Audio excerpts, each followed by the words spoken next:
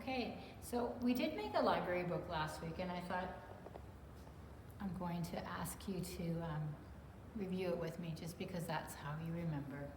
So let's put our finger under the letters. And I have to tell you, when your moms and dads send me texts and videos of you reading, it makes me so happy. And I watch you reading with your fingers. So that means I know you're understanding the reading. So here we go. I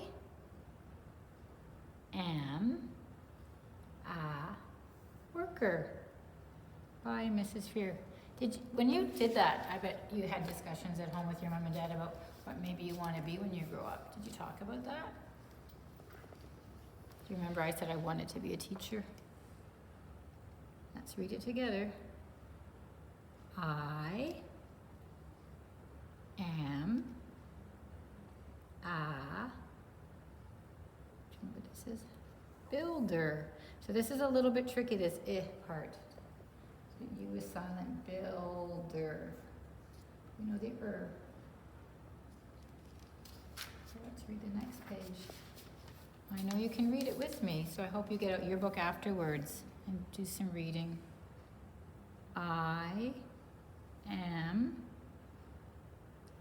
a baker.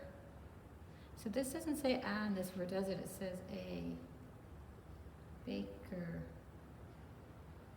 He is a baker.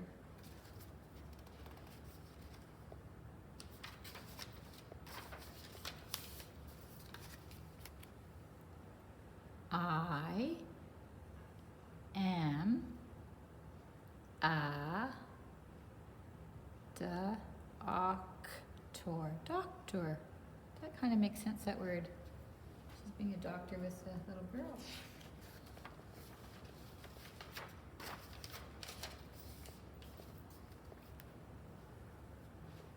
I am a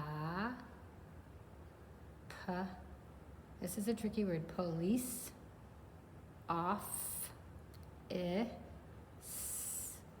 officer. Sometimes "k" says "s". Sometimes it does. A police officer.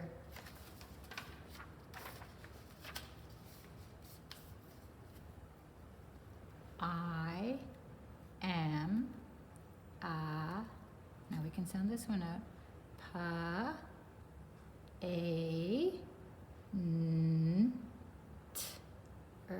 Painter. He's painting the sun, and it looks like the start of a tree. Painter.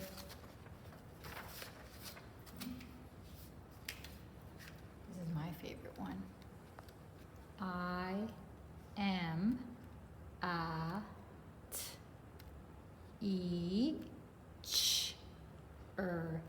teacher. Teacher. She's teaching math today. So 2 plus 2 is 4. This is what you are right now. You actually have a job. Your job is to learn and to fill your brain. I am a now this says "oo." Doesn't make sense. Student. That's what people call children at school, student. How many students do you have, Mrs. Freer? And I say 15 students in the morning and 16 students in the afternoon. And I enjoy having that many students in my class. So today is math. So I'm going to get my pencil here and come over here to this number 6. We're going to talk about number 6 today. So a 6, there's different ways to make a 6. They did it kind of fancy here, down, and then it's a circle. Usually when I make a 6, I go like this. That's how I do it, kind of like a straight line with a curve at the bottom. So it says we have to find 6 red chickens first. So ready? You help me count. 1, 2, 3. Well, where are the other chickens? I don't know. Where did they go? They're not on the other page. Well, that's funny. I don't see 6. Oh, maybe 6 chickens altogether. They're not all red. Let's try it again. I got mixed up. 1, 2, 3, 4, 5, 6. I didn't know. Chickens can be different colors. I got mixed up. 6 nests. We talked about a nest this week in our stories in the springtime. Did you know chickens lay nests? They put their eggs in nests as well. Chickens are a kind of bird. You have to find 6 of them. 1, 2, 3, 4, 5, 6. Now we have to find 6 eggs. Look, the little farmer girl, she's collecting eggs for her breakfast, I think. 1, that's easy to find that one. 2, 3, 4, 5, 6. All right. Oh, 6 baby chicks. So they let some eggs hatch. Here they go. Oh, they're so cute. We talked about the chicks last week. Peep, peep, peep, peep. And you made a chick for your artwork. Did you write peep, peep? 1, 2, 3, 4, 5, 6. Oh, 6 spiders. Whoa. Because you know what? Barns do have lots of spiders. They catch the bugs, though. 1, 2, 3, 4, 5, 6. We're getting there. Oh, 6 foxes. Now, you know what? That's why they have chicken coops, to keep the foxes out, because guess what foxes like to eat? Chickens and eggs. Uh-oh. They're pretty smart, those foxes. Don't let them in the hen house. 1, 2, 3, 4, 5. Where's the other one? 1, 2, 3, 4, 5. Oh, he's down here. 5, 6. Couldn't see him. And 6 pails. This is their feed pails. They've got corn in there. 1, 2, 3, 4, 5, 6. And what are these? 6 leaves. 6 little plants growing. 1, 2, 3, 4, 5, 6. You have to have sharp eyes when you're looking at these things. Sometimes my eyes aren't as sharp. That's why I'm needing you here to help me find these things. That fox tricked me. That was hard to find. All right, so I'm going to show you your work today. So your work today was in the envelope I gave Mom and Dad to take home. So it's number 6. And you know what? Reggie loves bones, and so does Arnie, my doggies. You saw them. So again, you have to count the bones, and you circle the right answer. You don't circle all of them. So this is 1, 2, 3, 4. You always start on this side. 1, 2, 3, 4. You're going to circle that. Now remember, when you're counting, count in your head, not out loud. I know at home it's probably only you and maybe your mom or your brother or sister. I don't want you to get in the habit of counting out loud. Try to get in the habit of counting in your head. So let's count to 6 in our heads. We use our fingers.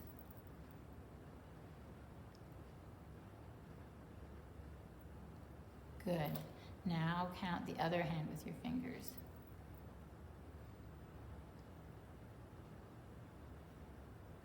Good.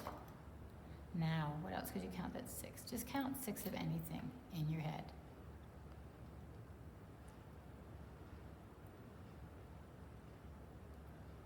Good, you can do it. You see, you can count without making a sound. You can still move your mouth if you need that.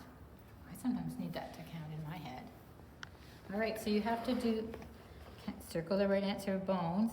Now, a little trick to do is if you're having trouble, you're getting mixed up, if you just give it a little line as you're counting, then you know you've already counted it and you don't have to count it again. Because as we get into higher numbers, sometimes you do too much, so that would, I'd count at 6 there.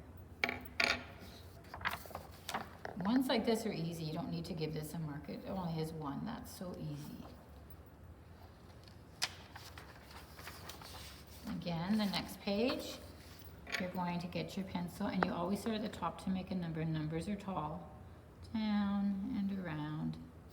You're going to trace it. If this is really easy, then you can do your very own one here like that in the spaces. you can fill in, because again, practice, the more you practice, the better you get.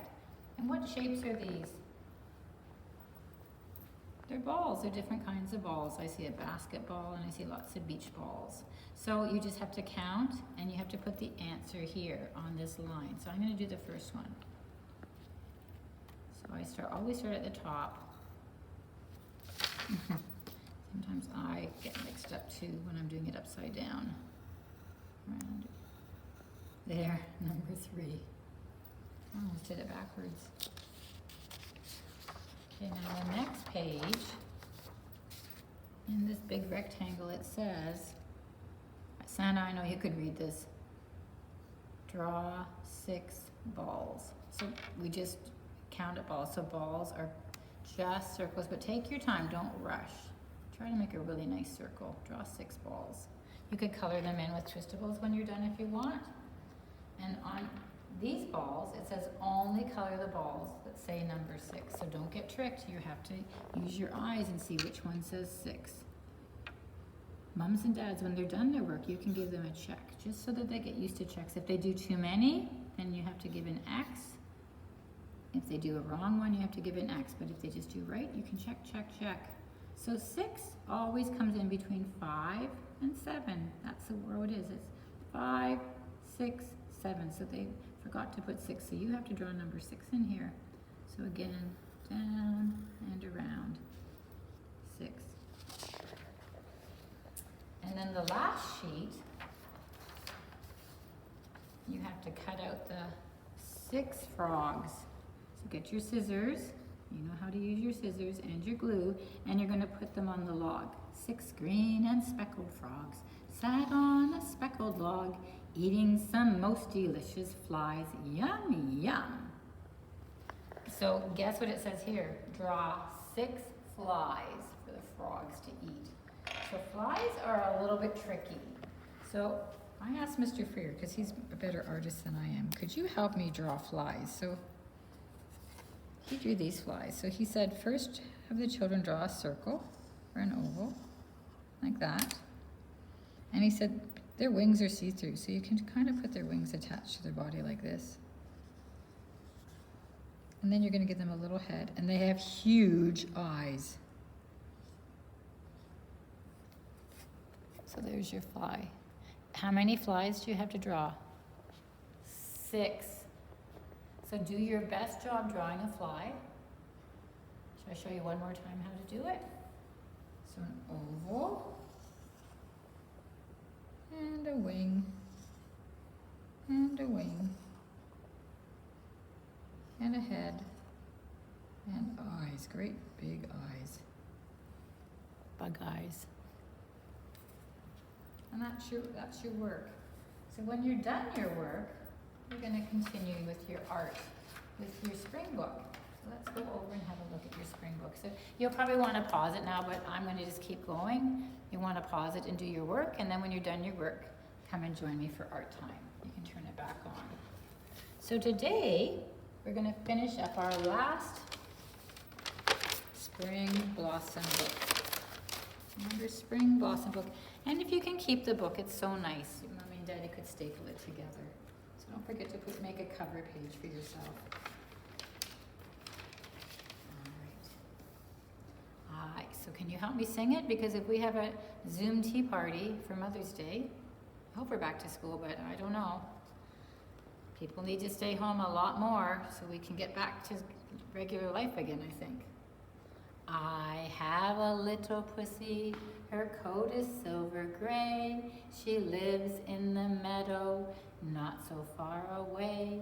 She'll always be a pussy, she'll never be a cat, 'cause she's a pussy willow. Now what you think of that?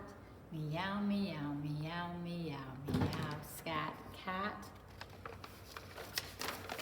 What were these called? Cherry blossoms. The cold winter is past and now comes spring. The newly hatched baby birds cause mother bird to sing. The warm sun comes out, little cherry blossoms bloom. Beautiful blossoms will open and smell of sweet perfume.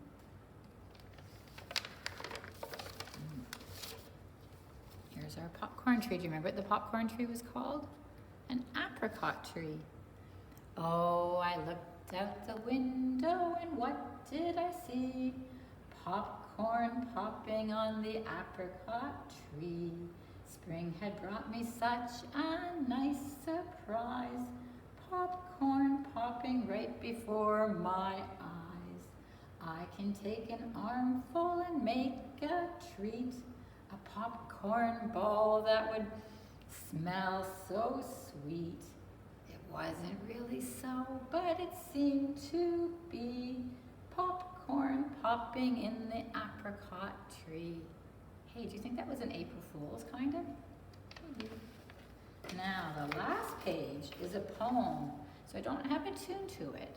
And the words are a little bit longer, so usually how I teach this song is I say it first of the poem and then you say it back. So, this is called a forsythia, and it's a beautiful yellow bush. I showed it to you in the picture book we had yesterday.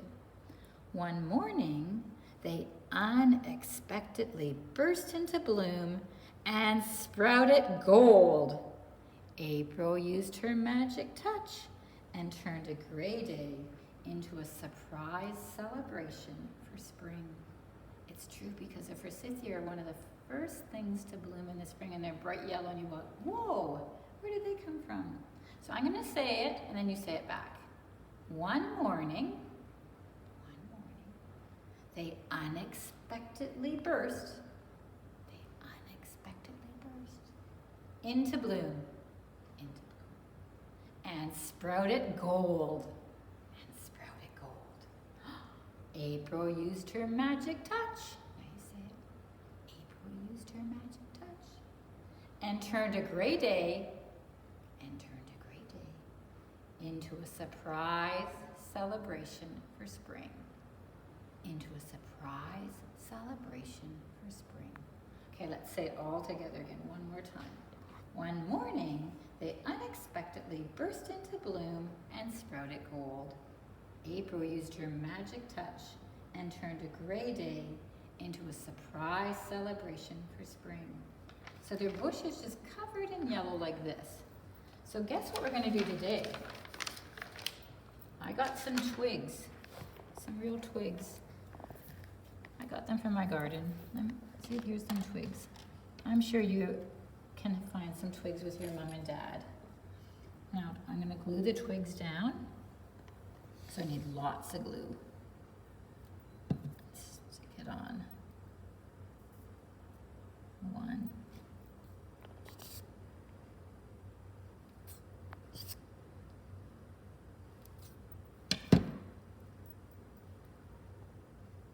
Two.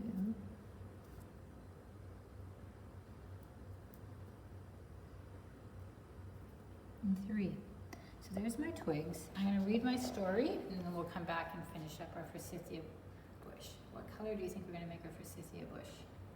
Did you remember? Yellow.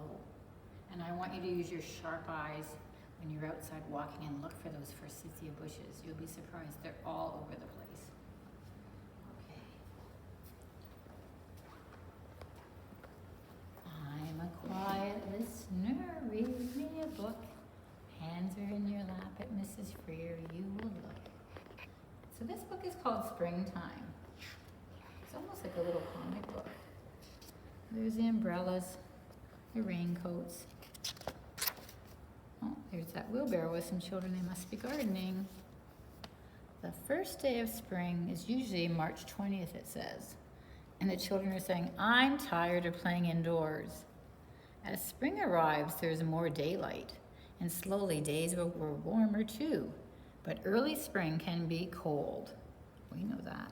So sometimes people say, I have spring fever. I want to get out of the house. Wintry weather has been here for months. We long for the freedom springtime brings. This feeling is called spring fever. She says, brr, it's so windy. So we have windy spring days like that. In the early spring, the crocuses are blooming, and underground daffodil shoots are pushing upwards towards the earth's surface. Leaf buds on trees and bushes are swelling, about to unfold. Overhead, flocks of robins and Canada geese return north. They spent the winter in warmer climates where food was easier to find. So there's the crocuses. That's kind of where we're at right now. We're in early spring. I think that even looks like little pussy willows here. And we saw the robins. Today is April Fool's Day. What's that? It's the first day of April. We did that last week, didn't we? And it's a day you can fool someone. Let's fool Daddy. Here he comes. Daddy, there's a green bug in your hair. And he says, help! April Fools. And he says, I should have known. Did you do a joke on April Fools? April showers. We said that. March winds bring April showers that bring us the May flowers. High in the air, tiny particles of water, so tiny they cannot be seen, collect on specks of dust and form water droplets. The droplets move together, becoming clouds. In warm clouds, the water droplets bump into each other again and again. That's how we make rain. And we need April showers to make the May flowers.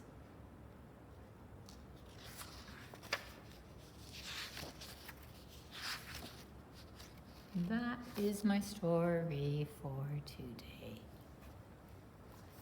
So that kind of is a recap of all the things we learned this week about spring. So now I'm going to come over here, and I'm going to show you what my idea was to make your forsythia. Again, sometimes if we're lucky, I find forsythia bushes and I force them to bloom, but I couldn't find any forsythias even close to blooming yet. So if you have forsythia at home, make sure you point it out. So what I did was I just got some yellow tissue paper, just like that, and I just did so that this is a job for Mommy or Daddy, and I just got my scissors and I just snipped a line like this. So you don't need a lot. And so then, when I had the line, I cut them into kind of little rectangles. And then with the rectangles, what I did was, boys and girls can do this, you just take it, and you kind of just fold it almost like a little bow. Because forsythias are like kind of little flowers. And you know what, if you ever go up to a forsythia bush, they kind of have a sweet smell to them. They smell kind of nice. Kind of smell fresh to me. I'm just going to twist, but guess what? Forsythia bushes are full of buds, flowers. They go up and down the whole thing. So you know how I put the glue on the twig? Well, it kind of squeezes out. So there's one of my branches already done. I did some of these ahead of time, but this is good fine motor for everybody to work on. Doing the twisting. Putting it in, so I need to twist a few more. So you might have, I hope you have yellow tissue paper at home. I looked in my, where I keep tissue paper, and I had some. If you don't have tissue paper, you could use construction paper.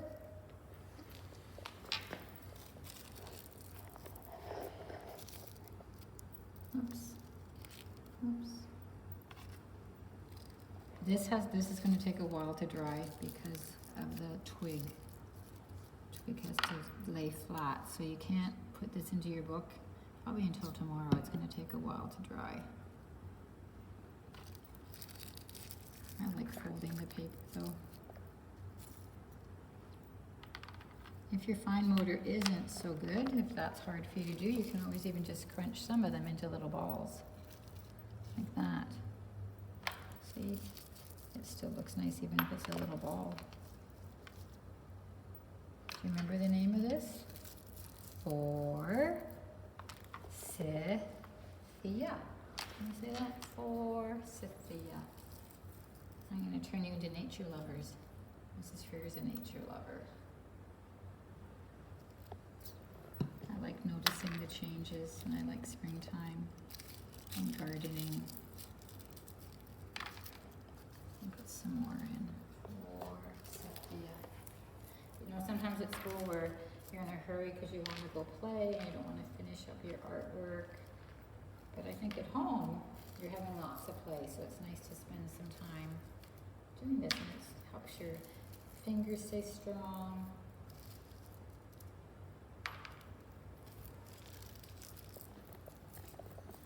Okay. So I'm just going to end with that's our forsythia tree. Do you like that? I think it looks really nice. I hope you enjoy making yours too. Please continue to send me your texts and your children's pictures and your children's smiling faces. It helps make all this worth it and keeps me going. Bye for now and have a great weekend. Mwah.